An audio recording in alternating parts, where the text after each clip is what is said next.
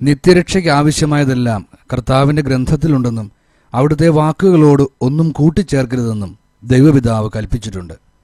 കത്തോലിക്കാ സഭ നടത്തുന്ന ദൈവവചന നിഷേധത്തിൻ്റെയും അവർ പഠിപ്പിക്കുന്ന മറ്റൊരു സുവിശേഷത്തിൻ്റെയും വ്യക്തമായ ദൃഷ്ടാന്തമാണ് ഇന്ത്യയിലെ മെത്രാൻ സമിതിയുടെ അംഗീകാരത്തോടെ പുറത്തിറക്കിയ കമ്മ്യൂണിറ്റി ബൈബിൾ.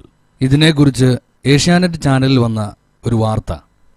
ഹൈന്ദവ പുരാണങ്ങളിലെയും ഉപനിഷത്തുകളിലെയും വചനങ്ങൾ ചേർത്ത പുതിയ ബൈബിൾ ശ്രദ്ധിക്കപ്പെടുന്നു.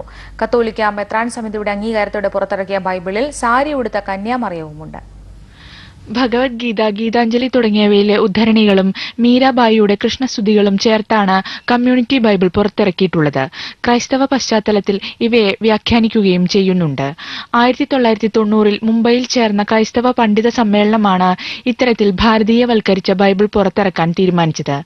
അന്യമതഗ്രന്ഥങ്ങളിലെ വചനങ്ങളെ വ്യാഖ്യാനിക്കുന്ന ബൈബിൾ ചരിത്രത്തിൽ തന്നെ ഇതാദ്യമാണ്. ഈ ടെക്സ്റ്റുകൾ ബൈബിളിലേക്കും ബൈബിൾ വ്യാഖ്യാനത്തിലേക്കും എടുക്കുമ്പോൾ അതിന് വ്യക്തമായൊരു ക്രൈസ്തവ വ്യാഖ്യാനത്തിൻ്റെ പശ്ചാത്തലത്താണ് അത് എടുക്കുന്നത്. ഇവിടെ ഇപ്പോൾ കൃഷ്ണനെ കുറിച്ചായിരിക്കും മീരാഭായിയുടെ ഭക്തി, പക്ഷേ ഇവിടെ മഗ്ദലന മറിയത്തിൻ്റെ യേശുവിനോടുള്ള ഭക്തിയെക്കുറിച്ച് പ്രതിപാദിക്കുന്നിടത്ത് മീരാഭായിയുടെ കവിത ഉദ്ധരിക്കുന്നുണ്ട്.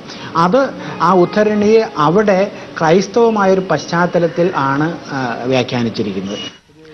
ബൈബിളിൽ ചിത്രീകരിച്ചിട്ടുള്ള കഥാപാത്രങ്ങളുടെ വസ്ത്രധാരണവും ഭാരതീയ ശൈലിയിലാണ്. ബൈബിൾ പുറത്തിറങ്ങിയിട്ട് അധികമാവാത്തതുകൊണ്ട് വിശ്വാസികളുടെ പ്രതികരണം വന്നു തുടങ്ങിയിട്ടില്ല. സന്ധ്യ, ഏഷ്യാനെറ്റ് ന്യൂസ്, കൊച്ചി.